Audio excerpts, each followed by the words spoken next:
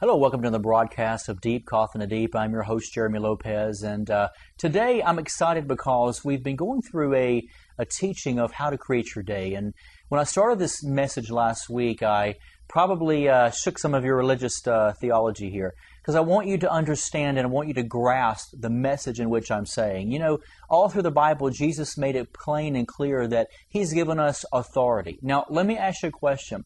In the process of creating your day, why would Jesus give you authority unless it is yours for you to utilize, grab, and to use? When you have authority, it's given to you to do something with. So when you have authority, it's given to you to create, to shift, to co-create, to cause things to move, to grow, to produce. Did you know all through creation, God has never made anything that does not move, grow, or breathe, if you will. Everything God ever created shifts, moves, grows, evolves into something. So therefore, what makes you any different? You as a human being, the Bible talks about us being spirit, which I've said it before. And that is, we are spirits having a human experience, not a human having a supernatural spiritual experience. So as a spirit, we've got to realize that we are given the power before we're ever in our mother's womb. You're put in your mother's womb with power, with supernatural strength, supernatural power, with authority, with death and life is in the power of the tongue, with choosing this day whom you will serve. You come out of your mother's womb with the power to do something. So my question to you is, what are you doing today that will cause your day to evolve into something great? To cause your day to evolve into joy? What are you doing today that makes the shift? You know, we're so popular with our phrases, you know, as far as shift, and shift happens. But do we really know what shift means? Do we really know what it means to make a shift? If we've been given the power to create, and we've been given a mind, think of it this way. We have been given in the universe, out of everything, we have been given a mind that is thoughts producing, that is given ideas to make ourselves angry, to make ourselves aggressive, to make ourselves happy, to make ourselves joyful, to make us laugh, to have a frown on our face, or also to turn that frown upside down into a smile. We've been given ideas, principles, thoughts all through our mind. Our brain constantly is shooting new ideas, shooting new thoughts, positive and negative. And my day, like your day, is what we have thought about for weeks, for months, for years. Today is a byproduct of what you thought of yourself yesterday. It's a byproduct of what you thought when you woke up this morning. Right now, me doing this broadcast, in my personality, the mood I'm in, all of that stems from what I thought about myself and what I thought about my day would be like from this morning to the moment I woke up. See, when I wake up, when you wake up, in that split moment of waking up, your spirit is always alert. Your spirit is always receptive. Your spirit never sleeps, but your flesh does, correct? So when you go to bed at nighttime, your flesh sleeps, but your spirit is constantly awakened. So therefore, my spirit projects imagery, if you will, to my mind, to my brain. That's why I have dreams. How does a sleeping body have dreams when it's asleep? Because my spirit man inside my body doesn't sleep. So it shoots, projections and imagery of thoughts to my brain. And my brain processes those things. And when I wake up, sometimes I remember, sometimes I forget, like you as well. But when our body begins to wake up in the morning, usually we have that lull moment of a couple of seconds, maybe a minute, of trying to recapture ourselves, maybe recapturing who we are, our identity. It takes me a minute to kick in as, hey, I'm Jeremy, and I do this for a living, and my routine is getting out of bed, whether it's getting a cup of coffee, praying, reading the Word, watching TV, meditate, or just getting up and having fun, going to the restroom, reading a book, whatever you do when you wake up. It takes a couple of split seconds. You know, the Bible talks about in a moment, in a twinkle of an eye.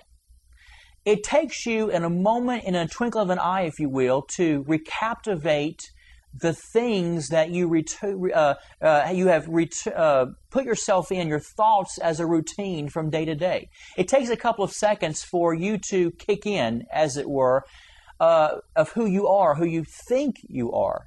But what if who I really am is not my thoughts?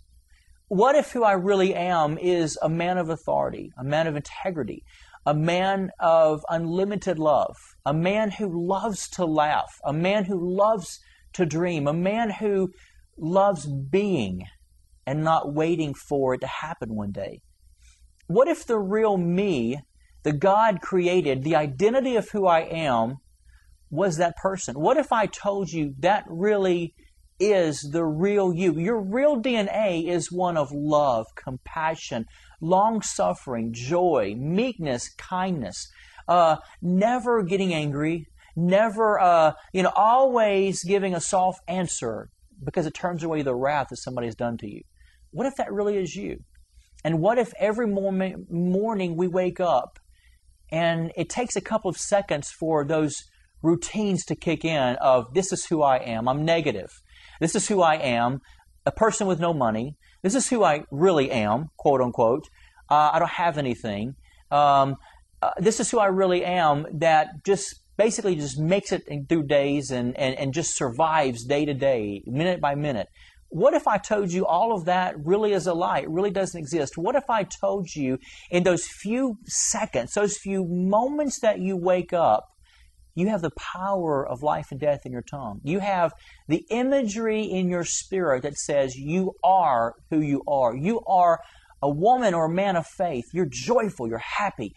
What if you don't have to wait a couple of seconds for those routinely images and those routinely habits that you do day after day? What if it takes those split seconds to say, I'm changing all that. It's not really who I am. What if in a couple of seconds, in a moment and twinkle of an eye, you said, I choose to be the real me that God created. I choose to be a king. I choose to be a servant. I choose to be a person of love, a person of character. In those split moments, do me a favor tomorrow morning when you wake up. In those split moments when you're trying to recapture or recaptivate who you think you are because you've been that person all your life, what if in those split moments you said, stop.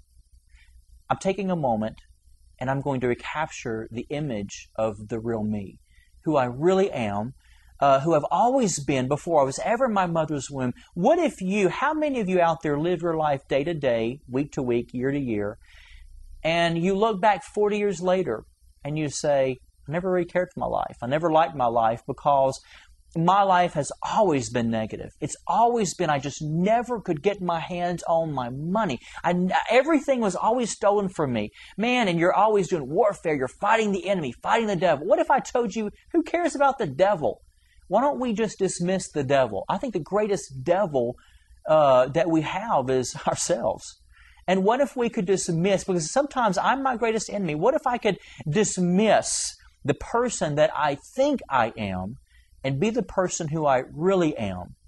And that is the person that God put in my mother's womb and says, when you come out, like Jeremiah, you're going to be a prophet to the nations. You're going to prophesy, but you will treat each other with love, respect, dignity, and honor one another. Love someone greater than you love yourself. What if that was a true me? Because guess what? It really is the real me, and it's the real you.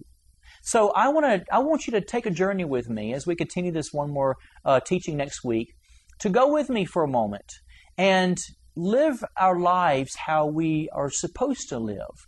Re-examine ourselves, because I got news for you. The person you really are right now is not the person God created you to be, and myself either.